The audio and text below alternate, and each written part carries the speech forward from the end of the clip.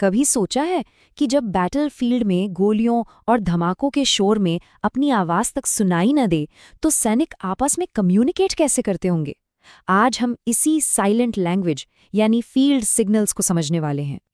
जरा सोचिए, एक जंग का मैदान है, चारों तरफ शोर ही शोर, खतरा ही खतरा। अब ऐसे में चिल्लाकर कोई कमांड देना तो नामुमकिन है ना? तो सवाल ये उठता है कि एक कमांडर अपनी टुकड़ी को, अपने सेक्शन को निर्देश कैसे देता है? तो इसका जवाब है एक खामोश भाषा, जिसे कहते हैं फील्ड सिग्नल। ये बेसिकली हाथ, हथियार या फिर सीटी से दिए जाने वाले सांकेतिक आदेश होते हैं। इनका इस्तेमाल तब होता है जब आवाज से बात करना या तो मुमकिन ना हो या फिर खतरनाक हो सकता है। चलिए सबसे पहले बात करते हैं हाथ से दिए जाने वाले सिग्नल्स की। ये कमांड देने का सबसे आम और सबसे फ्लेक्सिबल तरीका है। देखते हैं कि ये इशारे कैसे काम करते हैं। तो सबसे पहला और बेसिक सिग्नल है मूवमेंट का, आगे बढ़ या एडवांस का सिग्नल। इसमें कमांडर अपनी दाहिनी बाह मतलब राइट आर्म को पूरा फैलाकर पीछे से आगे की तरफ लहराता है। पूरी टुकड़ी को एकदम साफ इशारा मिल जाता है कि अब आगे बढ़ना है। और अब आगे बढ़ने का उल्टा यानी रुकना, इसका सिग्नल तो और भी सिंपल है। थंब या हॉर्स के लिए बस दाहिनी बाह को सीधा सिर के ऊपर उठाना होता है। ये एक ऐसा इशारा है जो दूर से भी साफ दिखता है और पूरी यूनिट को एक साथ रोक सकता है। अच्छा, अगर रफ्तार बढ़ानी हो, मतलब दौड़कर चलना हो, तो उसके लिए सिग्नल भी बदल जाता है। डबल मार्च के लिए दाहिने हाथ की मुट्ठी बंद करके उसे जांघ और कंधे के बीच तेजी से ऊपर नीचे हिलाना होता है।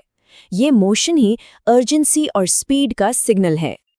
और ये देखिए सबसे डायरेक्ट कमांड, आक्रमण करो या अटैक। इसका सिग्नल एकदम साफ है, जिस दिशा में हमला करना है उस तरफ एक मुक्का मारने का एक्शन। इसमें कोई कंफ्यूजन की गुंजाइश ही नहीं। इनके अलावा भी कई बहुत जरूरी सिग्नल्स हैं, जैसे कि मेरे पीछे चल या फैल जाओ। और हाँ, एक बहुत ही जरूरी सिग्नल है सिग्नल समझ लिया। इसके लिए बस एक सैल्यूट करना होता है ताकि कमांडर को पता चल जाए कि उसका मैसेज सब तक पहुंच गया है। लेकिन ये सिग्नल्स सिर्फ आगे बढ़ने या रुकने के लिए नहीं है। इनका असली कमाल तो तब दिखता है जब सैनिकों को अलग अलग टैक्टिकल फॉर्मेशंस में ऑर्गेनाइज करना होता है। ये फॉर्मेशंस ही तो जंग के मैदान में जीत और हार का फैसला करती हैं।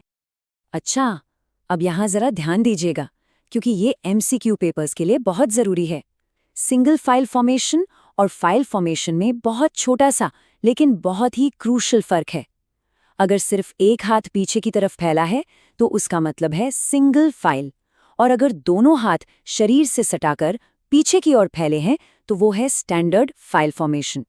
याद रखिएगा, एक हाथ मतलब सिंगल, दो हाथ मतलब स्टैंडर्ड फाइल। जब आक्रामक रुख अपनाना हो तो एरो हेड फॉर्मेशन का इस्तेमाल होता है। इसका सिग्नल है दोनों बाजुओं को 45 डिग्री के एंगल पर पीछे की ओर फैलाना। इससे एक तीर की नोक जैसी शेप बनती है जो दुश्मन पर हमले के लिए एकदम सही है। और जब दुश्मन पर फाइनल असॉल्ट करना हो, मतलब पूरी ताकत से हमला बोलना हो, तो ये सिग्नल दिया जाता है एक्सटेंडेड लाइन फॉर्मेशन। इसमें दोनों बाजू साइड में पूरी तरह फैला दिए जाते हैं। ये टुकड़ी को एक चौड़ी लाइन बनाने का आदेश है ताकि दुश्मन पर ज्यादा से ज्यादा फायर पावर का इस्तेमाल किया जा सके। हाथ के सिग्नल्स तो हो गए, अब आते हैं पार्ट 2 पर। एक सैनिक का हथियार सिर्फ लड़ने के लिए नहीं होता, वो बात करने का एक जरिया भी बन सकता है। चलिए देखते हैं कि कैसे एक राइफल खामोशी से दुश्मन के बारे में बहुत कुछ बता देती है। तो बिना एक भी शब्द बोले ये कैसे बताया जाए कि दुश्मन कितने हैं या गोलियां खत्म हो गई हैं? जवाब है राइफल को पकड़ने का तरीका। अगर राइफल को सिर के ऊपर जमीन के पैरेलल रखा है तो मतलब दुश्मन कम है। अगर उसे कई बार ऊपर नीचे किया तो मतलब दुश्मन ज्यादा है। राइफल कंधे पर है तो मतलब दुश्मन दिख नहीं रहा। और अगर राइफल का मुंह नीचे की तरफ है तो ये सिग्नल है कि एम्यूनिशन खत्म हो गया है। कितना सिंपल और इफेक्टिव है। चलिए अब बात करते हैं उस आवाज की जो जंग के शोर को भी चीर सकती है, यानी सीटी की आवाज। देखते हैं कि सीटी के छोटे बड़े ब्लास्ट्स का इस्तेमाल दूर तक अलर्ट और कमांड्स भेजने के लिए कैसे किया जाता है। इसका एक पूरा प्रोटोकॉल है। एक छोटी सीटी का मतलब है सबका ध्यान अपनी तरफ खींचना, एक तरह का सावधान का आदेश। एक लंबी सीटी के बाद लगातार छोटी सीटियां बजें तो समझो खतरा है। लगातार कई छोटी सीटियों का मतलब है दुश्मन का हवाई जहाज आ रहा है। और जब खतरा टल जाए तो 5 सेकंड के गैप पर 2 लंबी सीटियां बजाई जाती हैं। तो सवाल ये है कि ये सब इतना जरूरी क्यों है?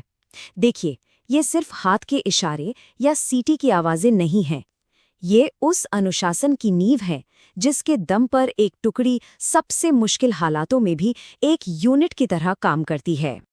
यही वो सिस्टम है जो एक कमांडर को असरदार तरीके से लीड करने में मदद करता है, और इसी से एक टुकड़ी दबाव में भी एक होकर काम कर पाती है, जो एनसीसी के मोटो एकता और अनुशासन को सही मायनों में जिंदा रखता है।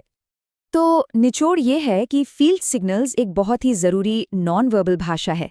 एक ऐसी भाषा जो मुश्किल हालातों में कोऑर्डिनेशन, सेफ्टी और आखिरकार मिशन की कामयाबी को पक्का करती है जब शब्द बेअसर हो जाते हैं। और ये फील्ड सिग्नल्स हमें एक बड़ी बात सिखाते हैं कि सबसे असरदार कम्युनिकेशन हमेशा बोलकर नहीं होता। तो अगली बार जब भी किसी टीम में काम करें तो एक पल सोचिएगा ज़रूर कि आपकी टीम के फील्ड सिग्नल्स क्या हैं।